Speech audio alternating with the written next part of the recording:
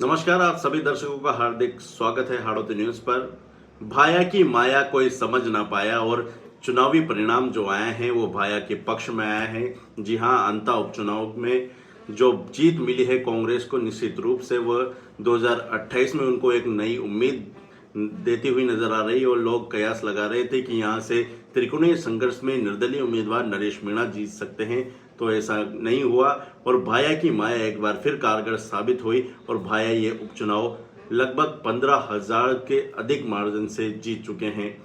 भाया को यहां से 69,571 वोट मिले हैं और अपने निकटतम प्रतिद्वंदी से 15,612 के बड़े वोट अंतर से वो ये सीट जीत चुके हैं। वहीं बात की जाए निर्दलीय प्रत्याशी और बीजेपी की, तो बीजेपी उम्मीदवार मोरपाल सुमन को 53,959 वोट मिले हैं। वहीं निर्दलीय उम्मीदवार नरेश मीणा को 53,800 वोट यहां पर मिले हैं। और बात की जाए बीजेपी और निर्दलीय के मार्जिन की, तो मात्र 159 वोटों का अंतर यहां पर दोनों उम्मीदवारों के बीच देखने को मिला है। तो बीजेपी के बराबर निर्दलीय प्रत्याशी नरेश मीणा यहां से वोट लेकर आ गए हैं। आपको बता दें कि बीजेपी के चुनावी कैंपेन के लिए 2 बार मुख्यमंत्री भजनलाल शर्मा ने रोड शो किए थे। पूर्व मुख्यमंत्री वसुंधरा राजे के कहने पर यह टिकट दिया गया था, ऐसा बताया जा रहा है। और मोरपाल सुमन को जिताने के लिए खुद वसुंधरा ने अंता विधानसभा सीट पर कैंप किया था। कई दिनों तक उन्होंने बूथ स्तर पर मैनेजमेंट को देखते हुए बूथ अध्यक्षों के साथ बैठकें करते हुए तमाम प्रकार का प्रयास किया था कि वो मोरपाल सुमन को ये सीट जिता दे। लेकिन आज जो परिणाम आए हैं इनमें निश्चित तौर पर बीजेपी ने अपना जनाधार खोया है।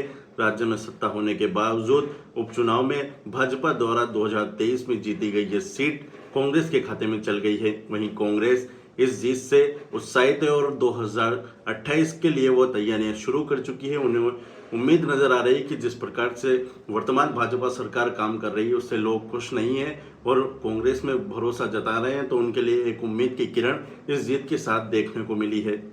वर्तमान सरकार भाजपा की 2 साल पूरे करने को आई है और ऐसे में वह अगर जीती हुई सीट खोती है तो निश्चित रूप से चिंता करने का विषय है। फिलहाल नरेश मीणा बिना किसी संसाधन को निर्दलीय बीजेपी सत्ताधारी दल के बराबर के वोट ले आए हैं, तो यह कोई छोटी बात नहीं है। निर्दलीय होकर ऐसी वोट हासिल करना निश्चित तौर पर यह भी कम आंकने जैसा नहीं है। राजनीतिक हलकों में चर्चाएं हैं कि बीजेपी की वसुंधरा राजे के मैनेजमेंट के बावजूद बीजेपी के अल्ले पल्ले वोट निर्दलीय होकर ले आना निश्चित रूप से सियासी हलकों में चर्चाओं का विषय होगा।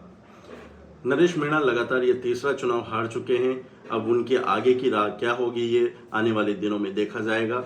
हालांकि आज कई भावुक दृश्य उनके देखने को मिले हैं और वह कह रहे हैं कि वह अब जनता के बीच जाएंगे और जनता के लोगों की जो मांगे पिछले दिनों जनसंपर्क के दौरान उन्होंने देखी है उनके लिए लगातार आवाज उठाते हुए नजर आएंगे। तो आप लोगों का इस चुनावी परिणाम को लेकर क्या रुझान था और जो नतीजे आए उनसे आप कितना संतुष्ट हैं, कमेंट्स में अपनी राय जरूर रखें। वैसे नरेश मीणा तीनों जगह बड़े मार्जिन का वोट हासिल करने में कामयाब रहे हैं। कहा जाता है कि उनकी फैन फॉलोइंग, जो उनके प्रशंसक है, वो पूरे राजस्थान में फैले हुए हैं, लेकिन किसी एक जगह इतने प्रशंसक नहीं है कि वो उनको एमएलए बना दे। ऐसा ही इस बार भी यहाँ देखने को मिला। जन समर्थन उनके साथ पूरे राजस्थान भर से है, लेकिन एक विधानसभा में इतना जन समर्थन नहीं है कि उनको एमएलए की सीट पर पहुंचा दे। इस बार भी ऐसा ही देखने को मिला कि वह पूरे जोर शोर से लगा, पूरा माहौल उनके लिए जमा। ग्राउंड पे जो लोग बात कर रहे थे निश्चित तौर पर भी वह नरेश के पक्ष में जाती हुई नजर आ रही थी, लेकिन परिणाम जो आए हैं और कांग्रेस के लिए जो मैनेजमेंट, अशोक चांदना की बात करें, डोटासरा की बात करें, या खुद मुख्यमंत्री 2 बार उनके चुनाव प्रचार में यहाँ आए प्रमोद जैन भाया के, तो उसका असर निश्चित तौर पर देखने को मिला और कांग्रेस ये सीट जीतने में कामयाब रही है। तो यह था अंतर चुनाव जहां पर कांग्रेस के उम्मीदवार प्रमोद जैन भाया ये सीट जीत चुके हैं।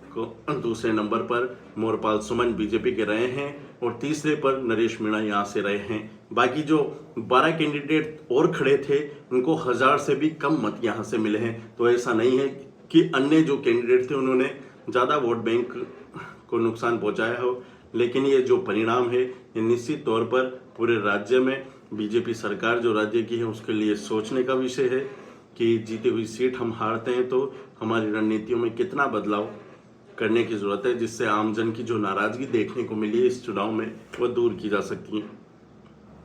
आप लोगों का इस चुनाव को लेकर क्या रुझान था, क्या प्रतिक्रियाएं हैं, और राज्य सरकार जो ये सीट गंवा दी है उपचुनाव में जीती हुई, उसको लेकर आपका क्या कहना है? कहाँ बीजेपी कम काम कर रही है जिससे लोग नाराज हो रहे हैं और ऐसा मैंडेट देखने को मिला है? अंता सीट के आपके समीकरण क्या रहे थे और जो परिणाम आए उनसे कितना भिन्न है? कमेंट के माध्यम से अपनी राय जरूर साझा करें और देखते रहें हाड़ौती न्यूज़। प्ले स्टोर से हमारी एंड्रॉइड ऐप जरूर डाउनलोड करें, जिससे आप पल पल की खबरें देख पाएंगे, सुन पाएंगे, साथ ही पढ़ भी पाएंगे। साथ ही अगर आप ये वीडियो हमारा फेसबुक पर देख रहे हैं तो हमारी फेसबुक प्रोफाइल को ज़रूर फॉलो करें, लाइक करें। अगर यूट्यूब पर देख रहे हैं तो हमारा यूट्यूब चैनल ज़रूर सब्सक्राइब करें। बहुत बहुत धन्यवाद।